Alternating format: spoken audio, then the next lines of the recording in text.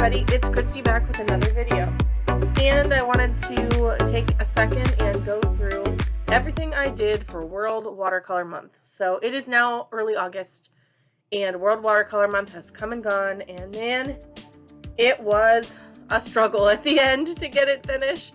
I really enjoyed doing it, and it was fun to have prompts every day to think about, but towards the end, life got a little crazy. I got a new job, and it was definitely a lot to get the last couple prompts finished. But I wanted to go through what I did for you. So let's start by talking about this little guy here. This is the book that I did all of my World Watercolor Month prompts in. I work best with things like this when I have a set format for myself, even if the challenge doesn't have a lot of parameters. I do better when I have some. So I went ahead and gave myself a book to do it in and a size to work in. This book is, I think, 25% cotton, maybe 50% cotton, but it is not 100% cotton. I thought that it was. It is not.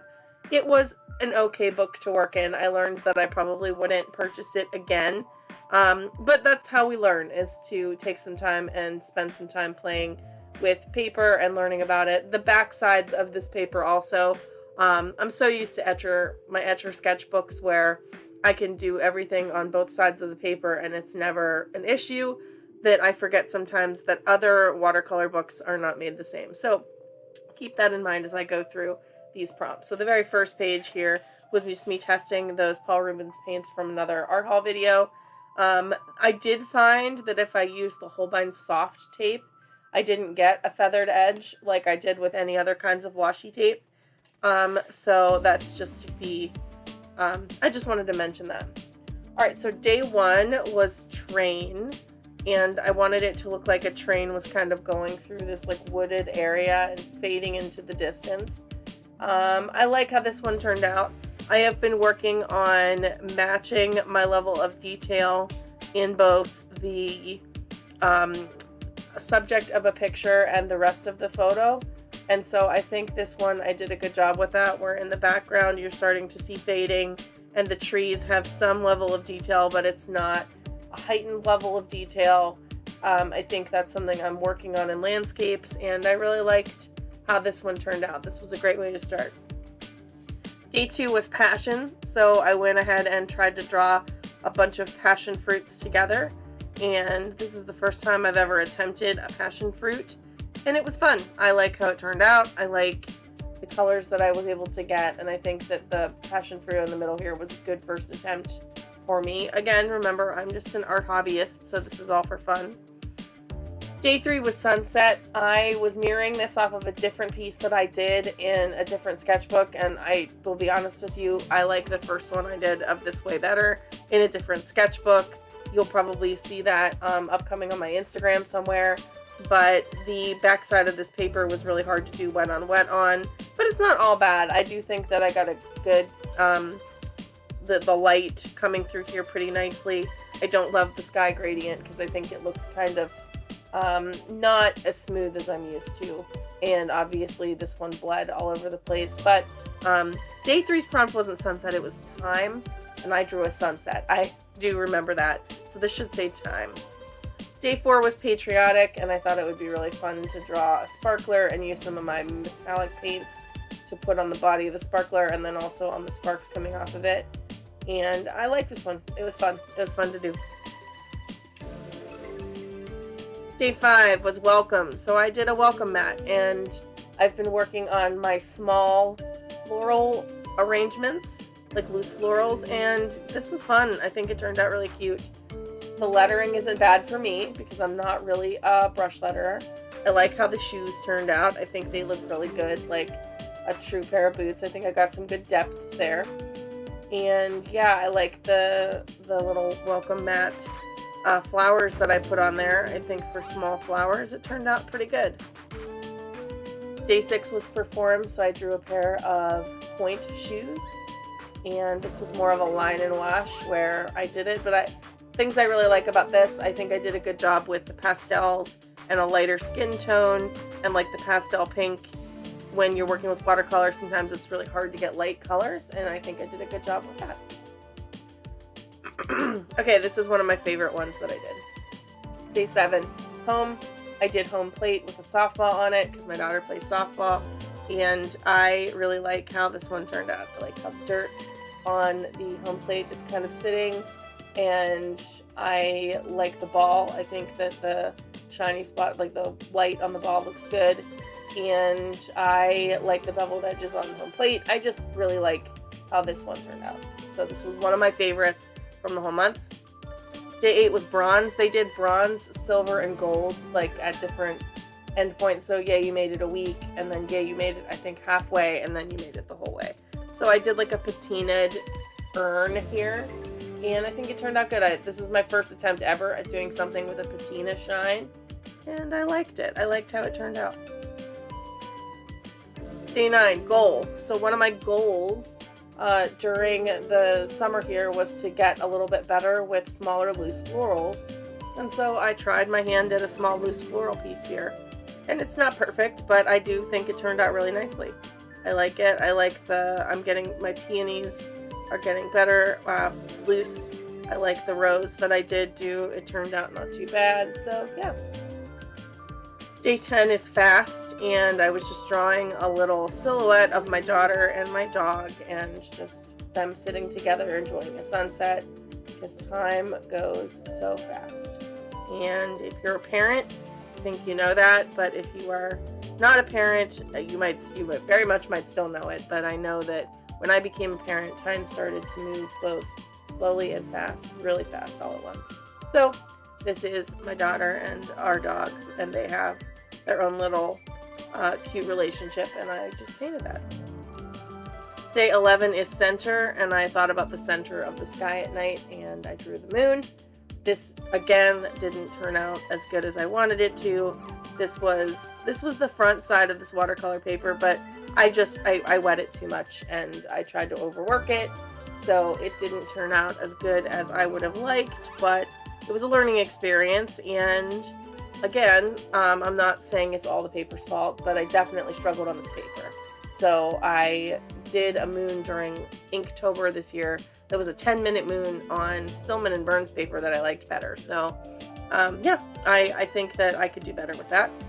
Day 12 is travel, and this turned out super cute. This little palm tree, like seascape, sunset kind of thing. You know, it's my vibe when I'm just looking to do something easy and fun and relaxing. This is something that I like to paint. This one turned out really cute. I like the birds. They turned out cute. I like that. Day 13 is strong. So I did a mushrooms class on Skillshare with By the Lakeside Studios, and I loved it. And so I thought I would try my hand at painting an iron shroom from Breath of the Wild. If you have been around the channel at all, you know I like Zelda. And I love how it turned out. I think it's super cute.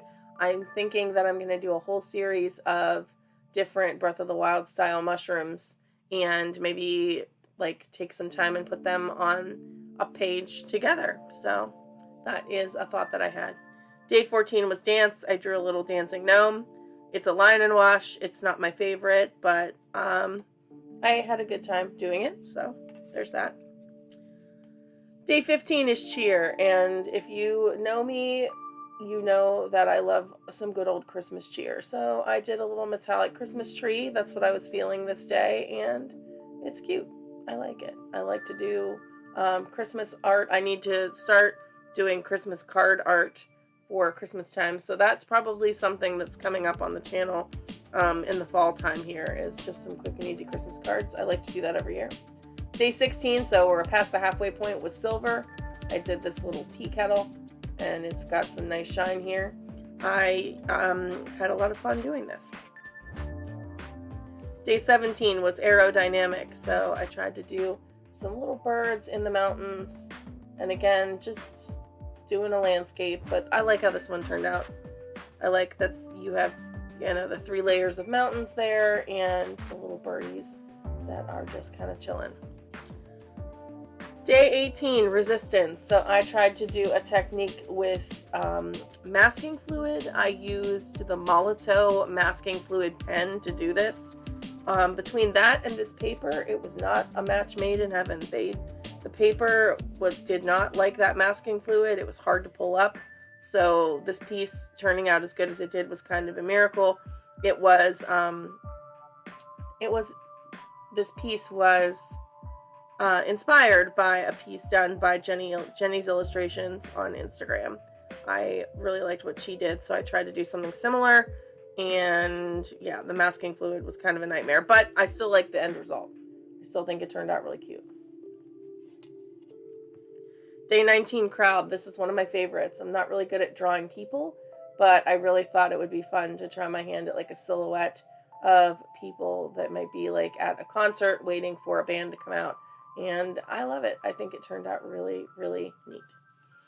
Day 20 was focus. So I did what looks like you're looking out of binoculars and one's in focus and one's out of focus. So just thought that was a cute idea.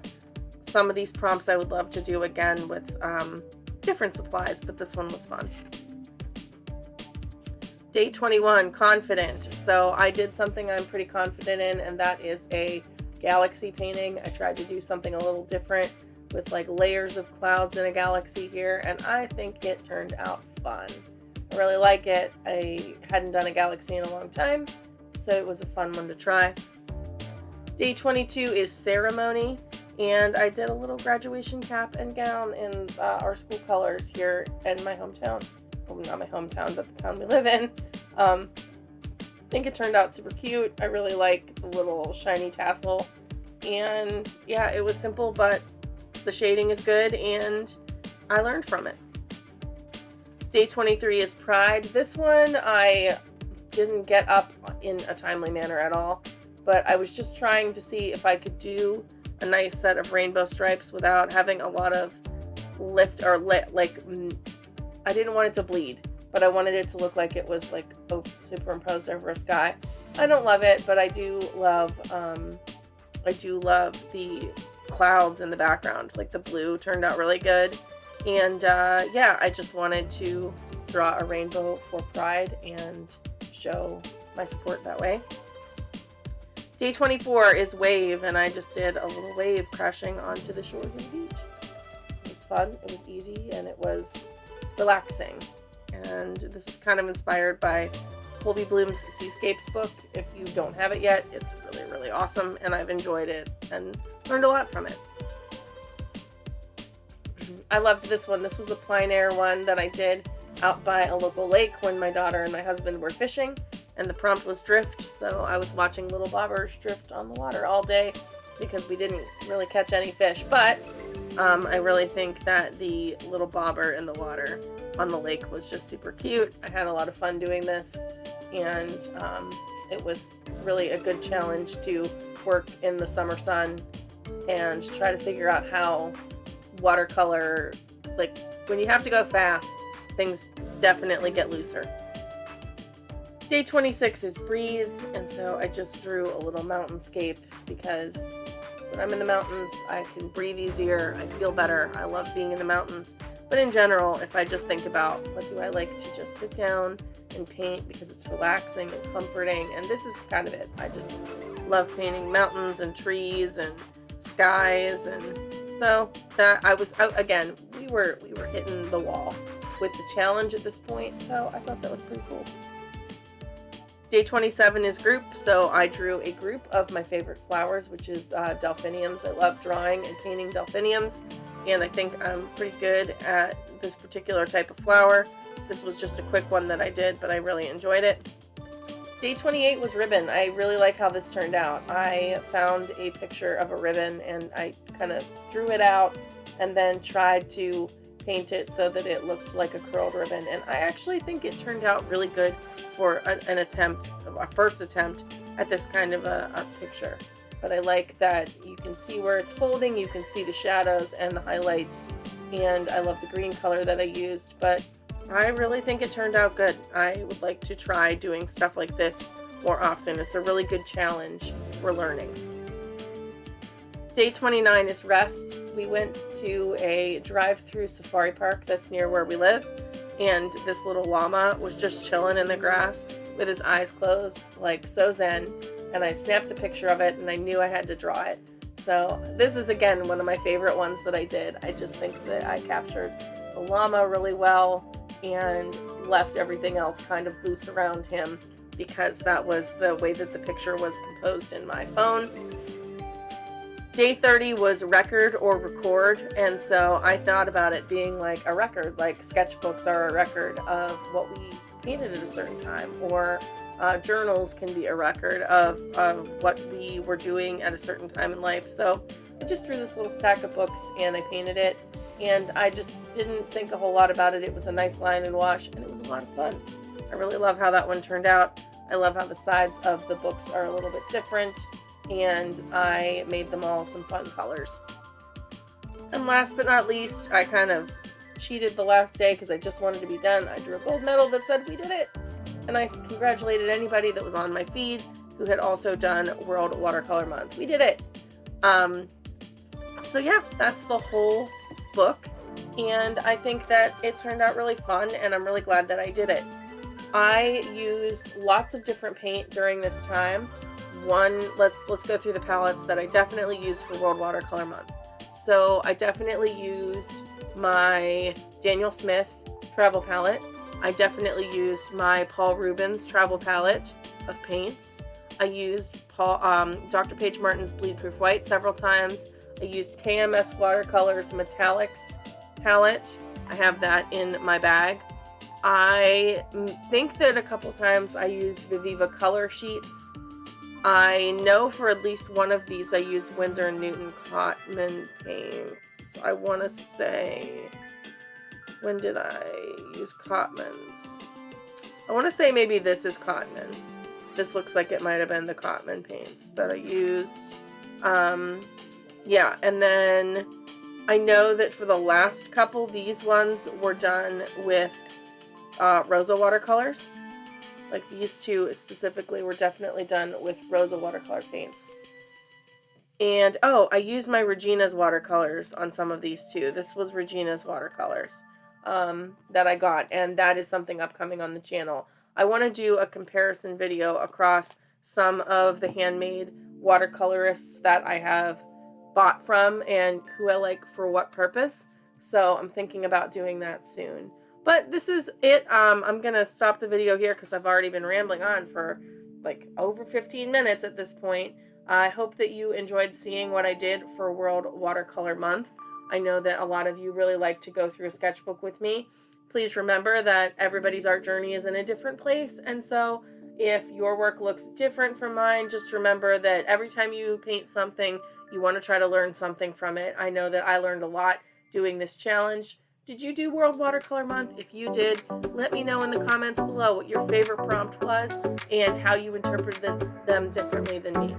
So that's going to be it for me today. Thank you so much for watching, and I hope this inspired you to get out your paints and create some artsy bits yourself. We'll see you in the next one. Bye for now.